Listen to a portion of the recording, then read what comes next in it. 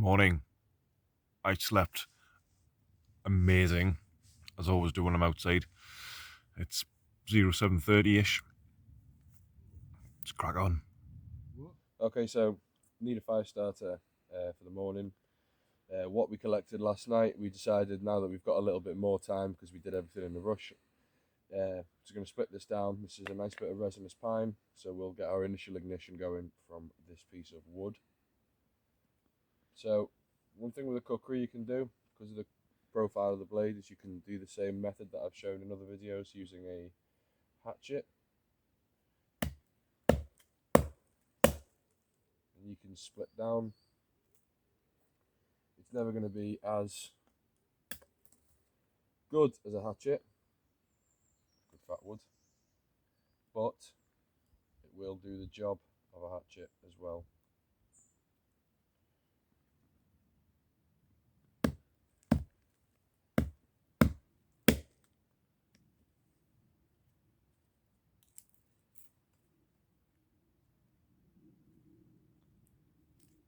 Spelled delightful. Delightful.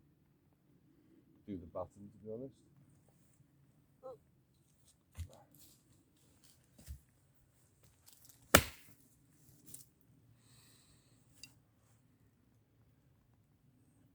Just refilm that, mate. Didn't Yeah, that's right. go the way I anticipated it would. I've been out running around while he's been collecting the kindling. I've been collecting the initial ignition, which everything's quite damp this morning. There's a lot of dew, but what I have managed to get myself is loads of this dried up dead bracken, and this should take the spark of a ferrocerium rod. I have not ignited bracken with a ferrocerium rod before. I do normally just use char cloth or some form of charred material. So let's see how that goes.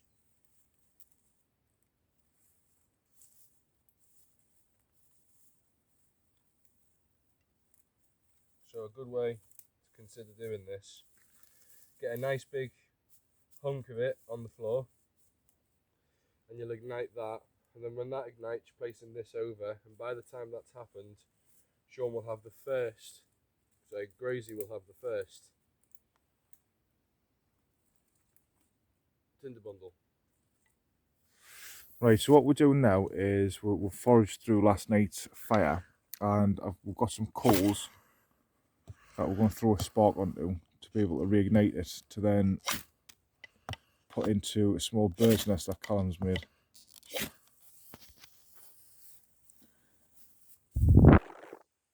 considering taking, is it cheating?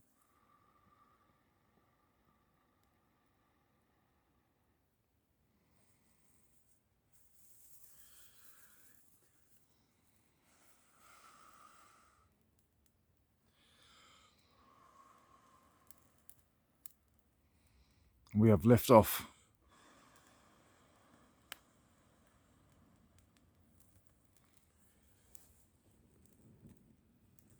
Still quite damp. Yeah.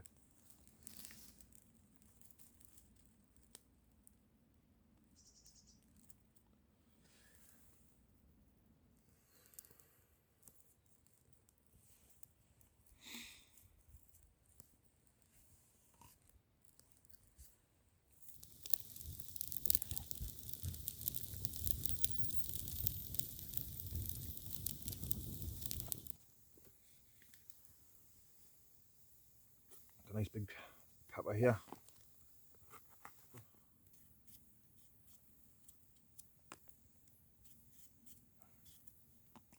Show the masses what you can do with a potato. By that, I mean eating it raw. So a lot of people don't know that. You just eat a potato. Yeah, I can eat potatoes. Hmm? Yeah, I eat potato roll. Show them. It's good survival food, mate. You find them naturally.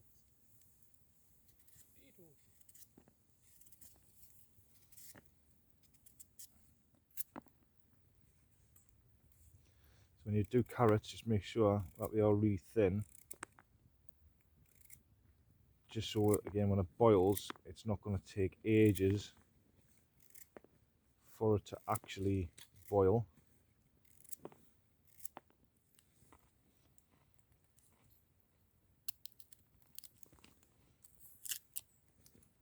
Bit of garlic in there.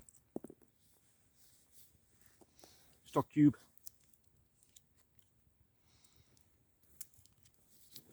We were actually meant to have this last night, but again, because we're left quite late to get here, we were lost late, so unfortunately. And as ever, mighty noodles,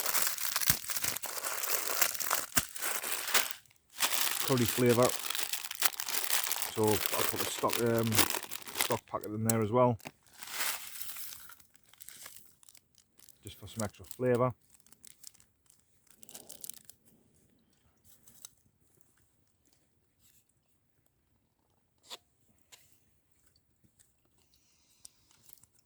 Bang some water in it.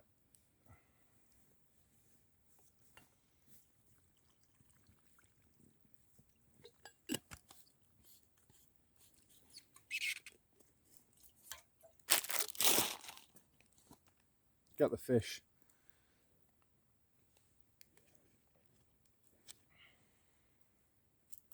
And then hang.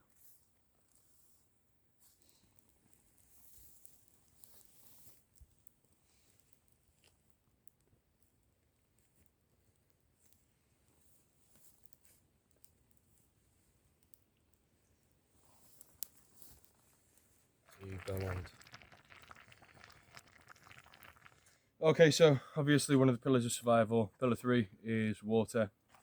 To gather water from a wild place, it's best to have 2 containers. Both of those containers, in the perfect world, should both be able to be put over a fire and brought to a rolling boil to decontaminate the water and kill any bacteria like E. coli and stuff that lives in the water in the UK that has not been purified by coming out your tap and all the systems involved in that.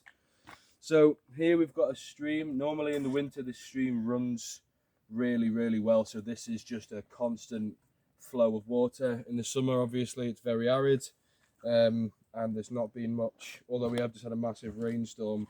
This stream hasn't built back up. But what I do have is this trickle of water. So all I did with this trickle of water was all these rocks that were bunched up here, all I've done is just remove those rocks to the point where all I'm trying to achieve is to be able to place my billy pot.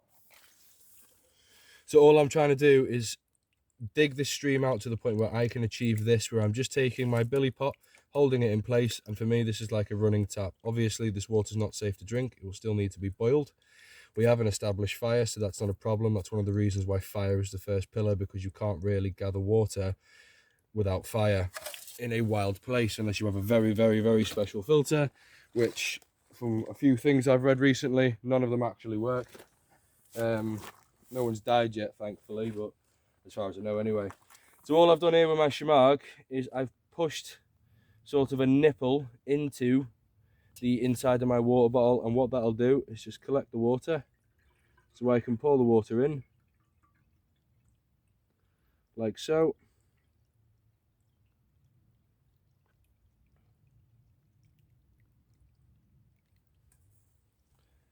Let that drizzle through and just keep going this process until this water bottle's full. I will then collect water into this. Because I don't want so much sediment in it, what I'll do is I'll actually pour the water that's in this then into this, and then I will then fill up the water bottle again, so I've got drinking water and I can purify both.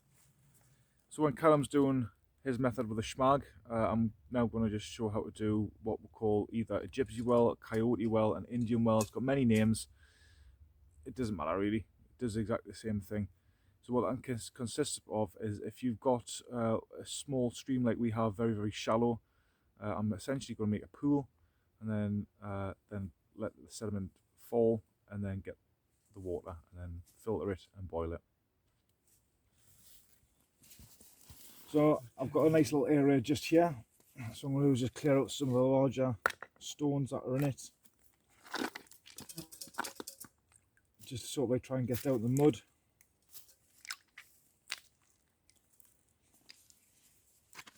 And already the water is already starting to muddy out.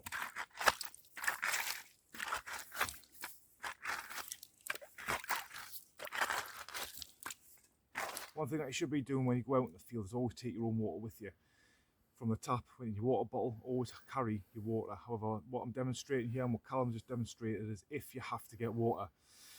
There's nothing safer than tap water or bottled water. However, if you have to get the water, then you can start thinking about using methods like this. But you always need to remember to filter it. Always take it with a rolling boil, and then you'll be able to drink it. You may get some stuff in it. However, what we're trying to do is kill the protozoa, the bacteria, the viruses, some of the ones that Callum mentioned before. But last thing you want to do is get ill out on the ground because you've drank some goblin water.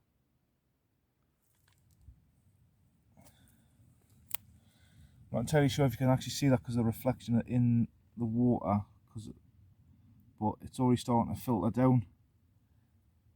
So what I'm going to do is I'm going to leave this for about 15-20 minutes or so and come back and check on it, and then see how we're looking for clarity. So in the little camp area that me and Callum are in now, I was cutting around, and the whole point of using your kit, putting it away so you don't lose stuff, I've literally just found a whole hank of paracord just lying around. It's soaking wet like, but score, that's getting put into my stores for the school. Right then, we dug the gypsy well, we've been away, we've eaten. It's been about half an hour. I know I said earlier it'll be about 15 minutes, but you know how it is, you eat, you chat. So what's happened here while we've been away is all the sediment that was in there, it's now dropped to the bed, and now, as you can see, it's actually quite clear. So what I'll now do is just take the water,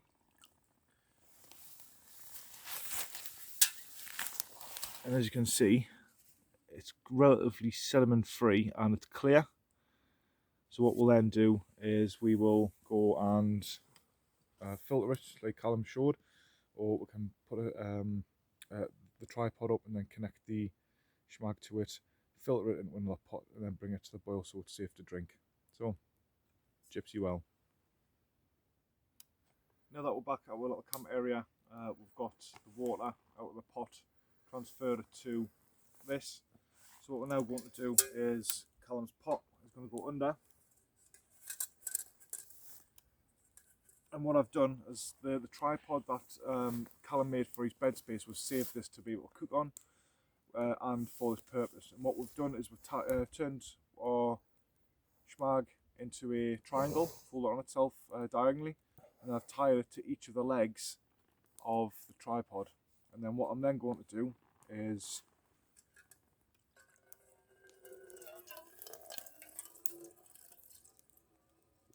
pour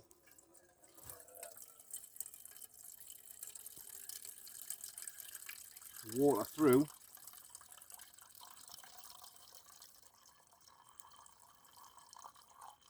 but what I'm going to be doing when I'm pouring this, I'm not going to be pouring it in the same place. I'm going to be sort of moving the water around a bit because I don't want the pressure of the water going through to separate the fibres, and then you're not really achieving anything then.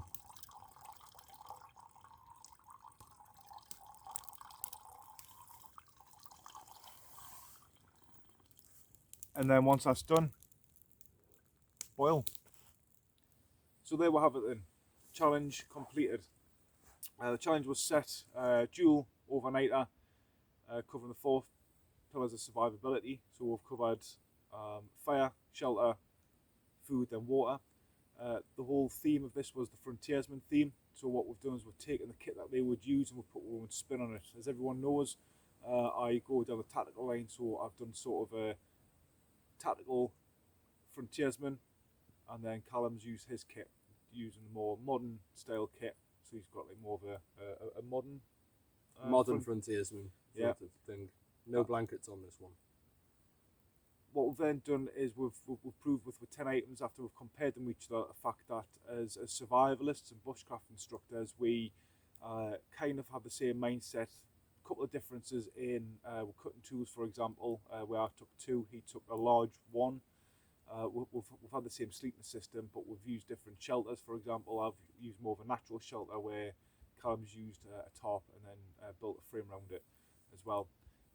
We hope you've enjoyed this one. By all means, please, if you enjoy what we do here at Northern Limits Bushcraft and Survival, just please give us a like, share content and subscribe. It's greatly appreciated. Today's shout out goes out to Lakota Outdoors. Check them out on Instagram. Yeah.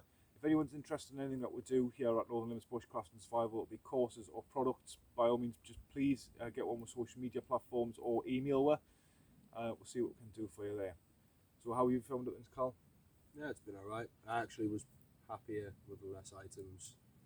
Even if you follow me on social media, I did a 20-litre pack challenge the other day, and half of that stuff I didn't even use, and just being forced to only take 10 items, I've actually had a better time, and I've had more of a skill-based time. Everything I've done has required skill and knowledge and very little use of kit versus having all the gear and then not really having to do much of the bushcraft sort of things, like, you know, building the frame, for example. I've done all that with just a cutlery knife and some cordage, and then put my poncho across it, and it was nice to sort of really challenge yourself that if you only had to take 10 items, then what would you actually take? I have started to become more and more of a minimalist over the years, and now just going out with just 10 items is not something I've done in quite a long time, and I'll probably take what I've learned here and I'll probably add a few more tools to it. Maybe depending on the season, my sleeping kit will change, but bar that, I don't think my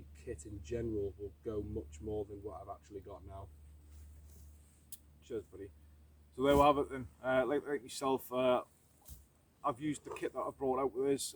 Maybe not in great amounts. Cordage, for example, I took a big hank of it. I used very, very minimal. I'll probably only use about a metre of it, but again, it's a commodity. It's just nice to have just in case. My cutting tool I used the most. I didn't actually even use my ferrocerium rod, just purely because we're sharing fire. Cal used that one. So there we'll have it. Get out. Let me know what your 10 items would be. Please just chuck them in the comments there. It'll be interesting to know what other people's opinions are. And look forward to the photos and the short videos that are going to be coming out. Me and Callum are going to go up the northeast of England. We're going to be training the Army Cadet Force up in the northeast of England on a 2-day survival course for them. Pictures and short videos are going to be coming out from there. So we're going to be getting out on the ground again in a couple of days just to get some teaching done, and then pushing Northern Limits out to the masses. Thank you very much for watching. Greatly appreciated. And we'll see you next time.